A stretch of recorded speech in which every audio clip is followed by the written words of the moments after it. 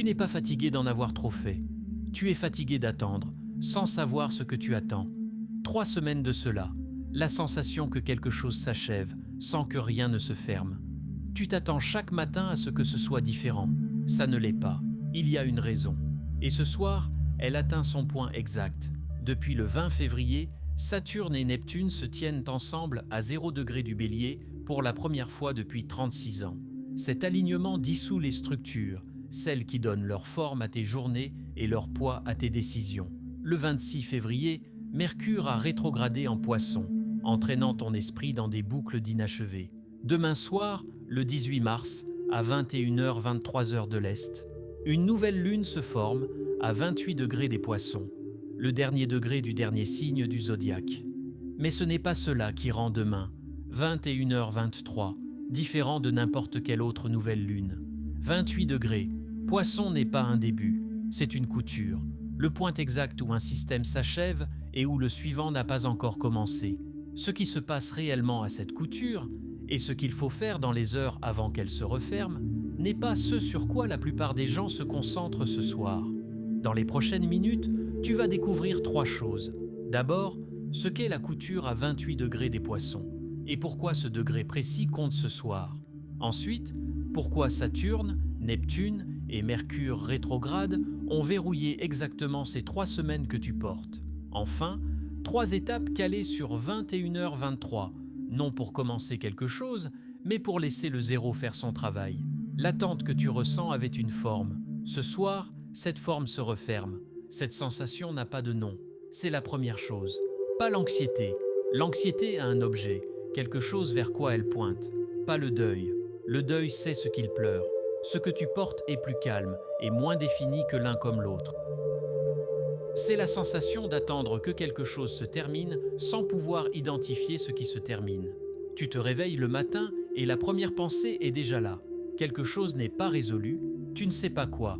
Tu passes en revue les candidats évidents, une décision, une relation, une situation, et rien ne correspond tout à fait. La sensation ne se lève pas. Il y a une décision avec laquelle tu vis depuis 3 semaines. Pas par peur, plutôt comme si le moment n'était pas encore juste, sans que tu puisses expliquer pourquoi à qui que ce soit. Tu as essayé de décrire cet état à quelqu'un de proche. Tu avais la forme de ce que tu voulais dire, puis les mots n'étaient de plus là. Tu as dit quelque chose d'approximatif, puis tu es passé à autre chose. La lourdeur n'est pas exactement dans ton corps, elle n'est pas exactement dans ta pensée, elle est quelque part entre les deux. Cela a une explication neurobiologique qui n'a rien à voir avec le caractère. Les recherches de Daniel Kahneman sur la cognition ont identifié 2 modes de fonctionnement du cerveau.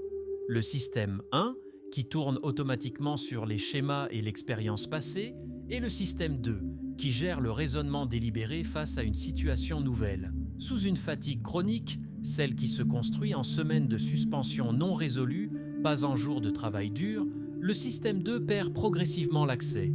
Ce qui reste actif, c'est le système 1, réflexe, répétition, boucle familière. Si tu n'as pas avancé sur cette décision, ce n'est pas une faiblesse. C'est un déplacement documenté de la partie du cerveau qui tient actuellement les commandes. La phase dans laquelle tu te trouves a une classification astronomique officielle, la lune balsamique. Elle désigne la période où la lune s'est rapprochée à moins de 45 degrés de distance angulaire du Soleil avant leur prochaine conjonction. Dans cette géométrie, moins de 3% du disque visible de la lune renvoie de la lumière vers la Terre. Ce soir, ce chiffre est inférieur à 3%. Le mot balsamique est entré dans le langage astronomique par les catalogues d'étoiles arabes médiévaux empruntés au grec valsamon, balsamon, la résine qui suinte d'une plaie dans les heures avant qu'elle ne se referme. Les astronomes babyloniens qui compilèrent l'Enuma Anu Enlil, tablette cunéiforme datant d'environ 1000 avant Jésus-Christ, consignaient cette phase séparément. Ils l'appelaient Boubouli, le jour de l'absence de la lune.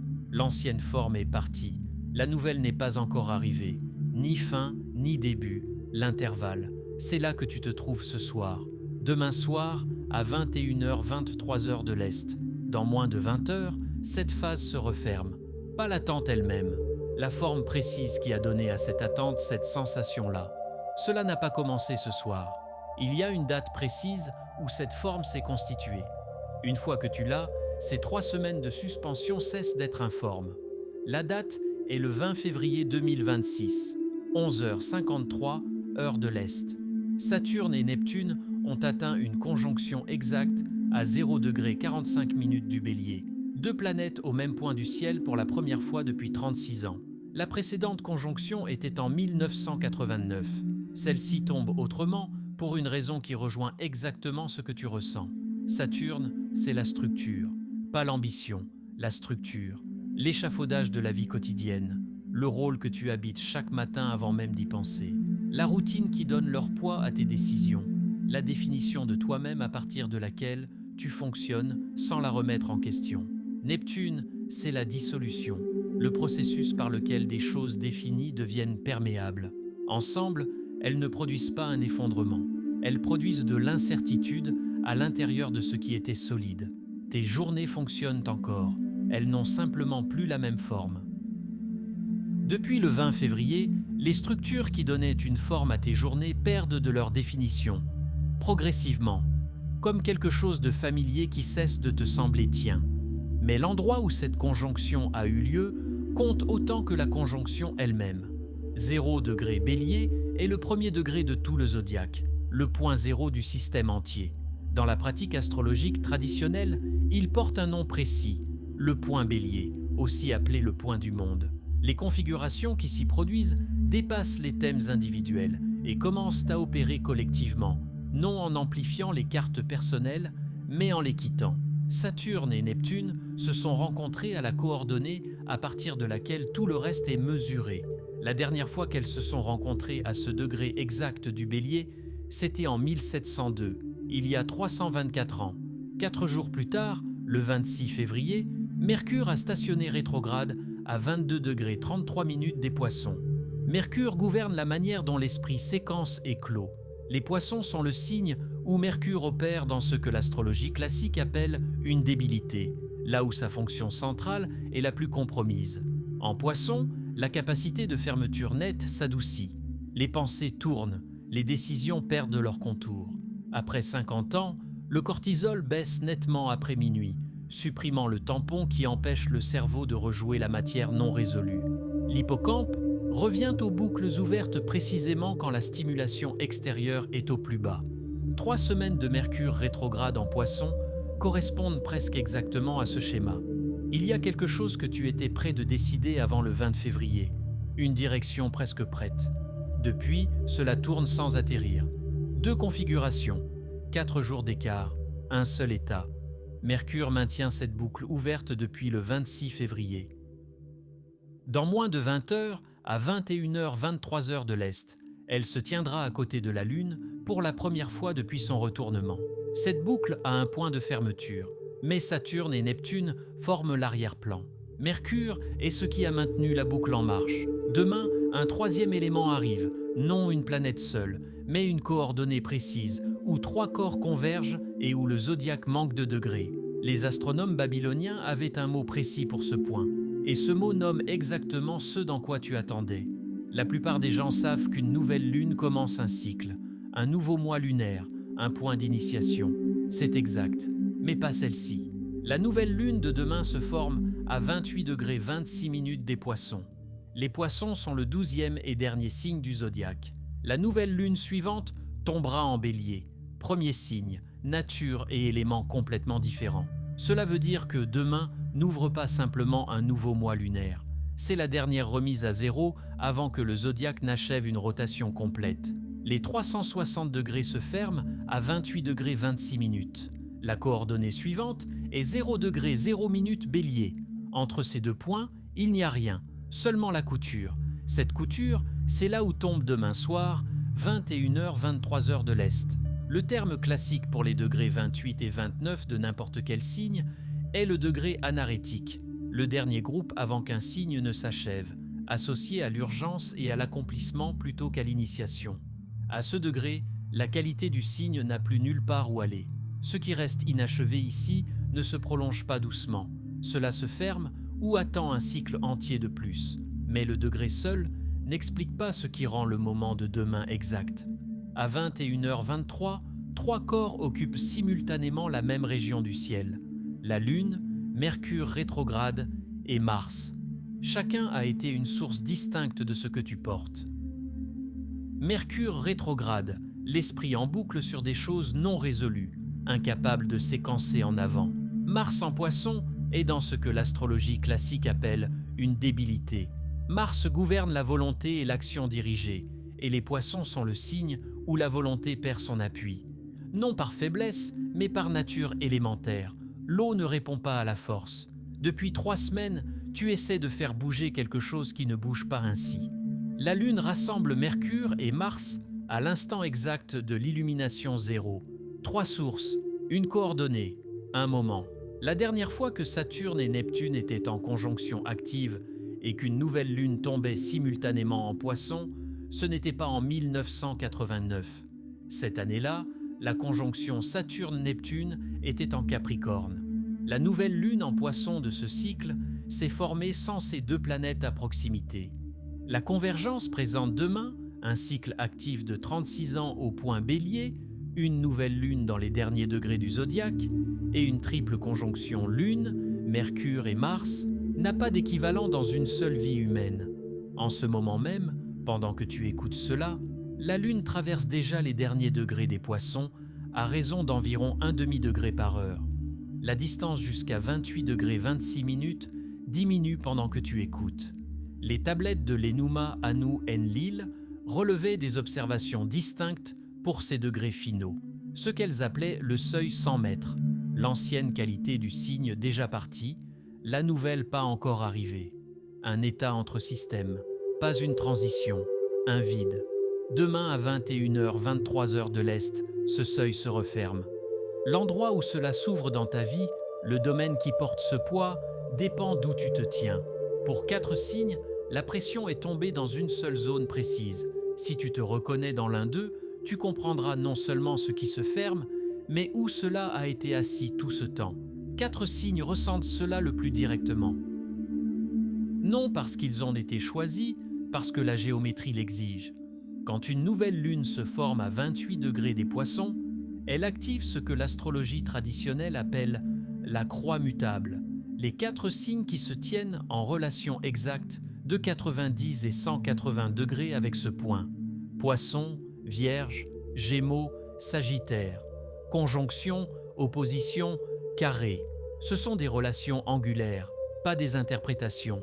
La pression tombe pour chacun dans une maison précise, un secteur précis de vie. Et Mercure rétrograde a fait tourner sa boucle dans ce même secteur depuis 3 semaines. Poisson, la nouvelle lune tombe dans ta première maison, maison de l'identité, du corps et de la définition de soi. Ce qui se dissout n'est pas une circonstance, c'est une version de toi. Le rôle qui donnait leur forme à tes journées, professionnels, partenaires, parents, a glissé et le remplacement n'est pas encore arrivé. La question dessous n'est pas quoi faire ensuite, c'est qui prend cette décision. Si tu t'es réveillé avant 4 heures avec cette vacuité précise, non la peur, juste l'absence de réponse claire à qui tu es maintenant, c'est là que cela s'est logé. Vierge, l'opposition, la nouvelle lune tombe directement en face de ton thème, dans ta 7e maison, le partenariat durable, la relation significative qui te reflète. Quelque chose dans cette dynamique perd de sa définition depuis février. Tu sais peut-être déjà ce que c'est. Ce qui n'a pas encore eu lieu, c'est le dire clairement, à toi-même ou à voix haute. La boucle que Mercure fait tourner dans cette maison, c'est précisément cela. La chose que tu continues d'approcher sans l'achever. Gémeaux, le carré. La pression tombe dans ta 10e maison. Carrière, rôle public, manière dont le monde t'enregistre. Ce que tu fais professionnellement fonctionne peut-être encore.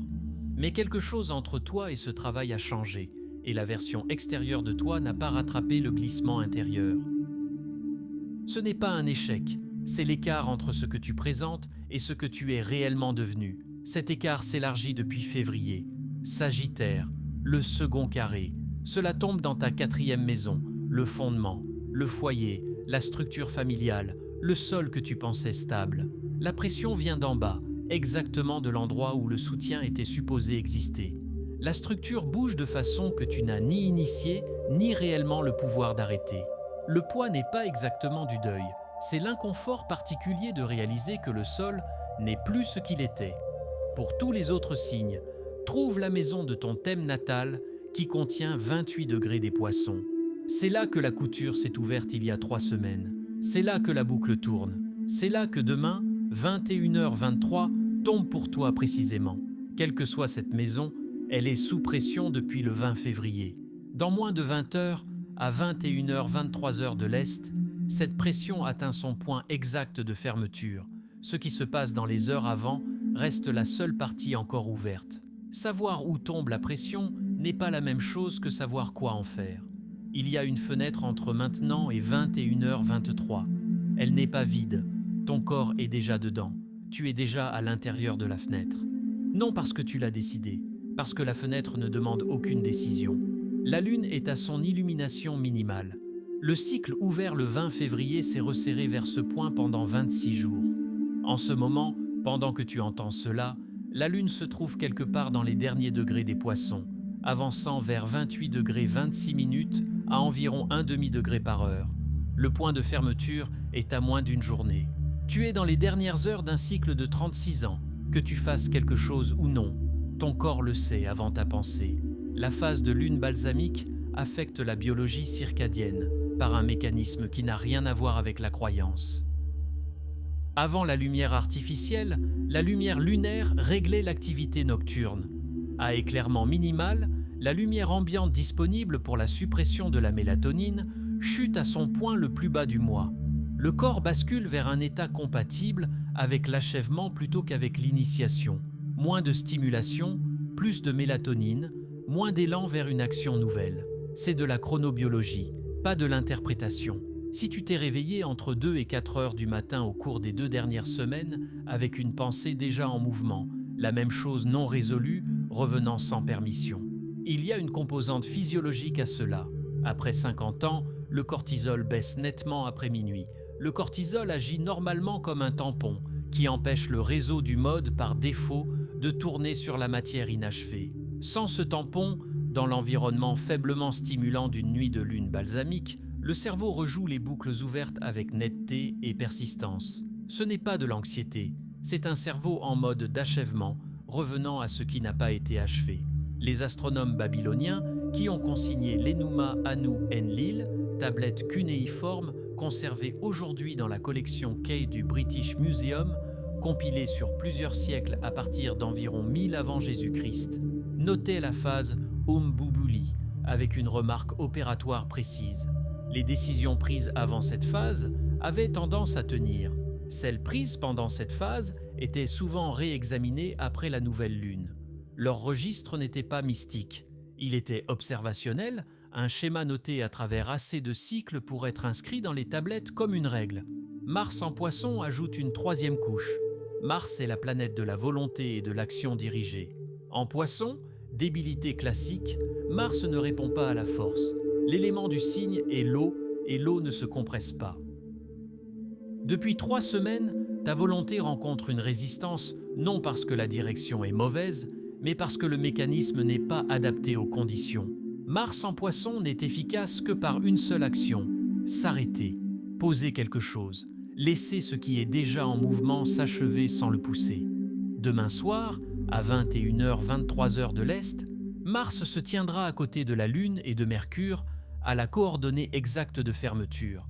La planète de l'action, dans le signe où l'action ne fonctionne que comme relâchement, à l'instant d'illumination 0 au dernier degré du dernier signe. Ce n'est pas une combinaison qui appelle l'effort. Elle appelle 3 choses précises, chacune calée sur un moment précis dans les heures qui viennent. Non pour ouvrir quoi que ce soit, pour refermer ce qui se ferme déjà avec assez de présence pour enregistrer que cela s'est fermé. 3 étapes, chacune liée à un moment précis dans les heures à venir. Aucune ne demande préparation ou croyance. Elle demande du papier, un stylo et la volonté de t'arrêter à une heure précise. Première étape, avant demain 21h, 23h de l'Est. N'importe quand avant, y compris maintenant. Prends une feuille et un stylo. Pas un téléphone, pas un clavier. Le mouvement de la main sur le papier active le cortex moteur d'une manière que la frappe n'active pas, et cette activation approfondit la façon dont le cerveau encode ce qui est écrit comme achevé. Les travaux de James Pennebaker à l'Université du Texas, à travers plusieurs essais documentés, ont montré que l'écriture expressive à propos d'une expérience non résolue réduit nettement la fréquence des pensées intrusives et referme les boucles narratives ouvertes. Écris en prose continue, pas une liste, pas des puces, ce qui est en train de finir, pas ce que tu veux ensuite, pas un plan, seulement ce qui s'en va déjà, même si tu ne peux pas le nommer précisément. Tourne autour, écris ce que cela fait le matin. Écris la décision qui n'a pas encore trouvé sa fin, une page entière au minimum. Ne t'arrête pas pour corriger, ne te relis pas pendant que tu écris. Saturne et Neptune dissolvent la structure depuis le 20 février. Une dissolution sans trace laisse la sensation de perte sans le signal de clôture. L'écriture donne au cerveau ce dont il a besoin pour cesser de rejouer. Un enregistrement fixe, externe, de ce qui a été vu. Deuxième étape, exactement à 21h, 23h de l'Est, le 18 mars. Mets un rappel avant la fin de cette vidéo. À 21h23, arrête-toi complètement. Pose ce que tu tiens. Pas de téléphone, pas de musique, pas d'arrière-plan.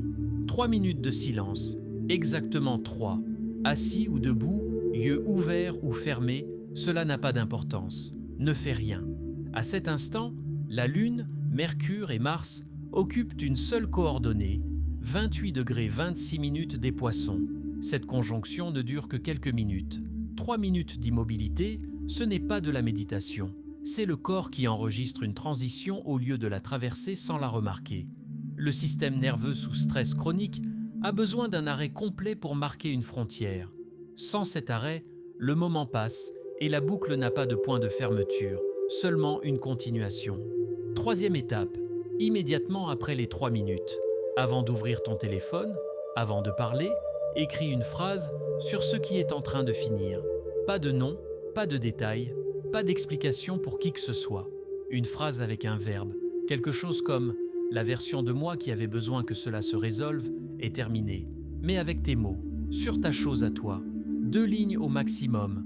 Le neuroscientifique Matthew Lieberman, à UCLA, a documenté en 2007 que l'étiquetage affectif en une seule phrase, nommer un état émotionnel en une formule brève, réduit nettement l'activation de l'amygdale et rend au cortex préfrontal sa fonction régulatrice.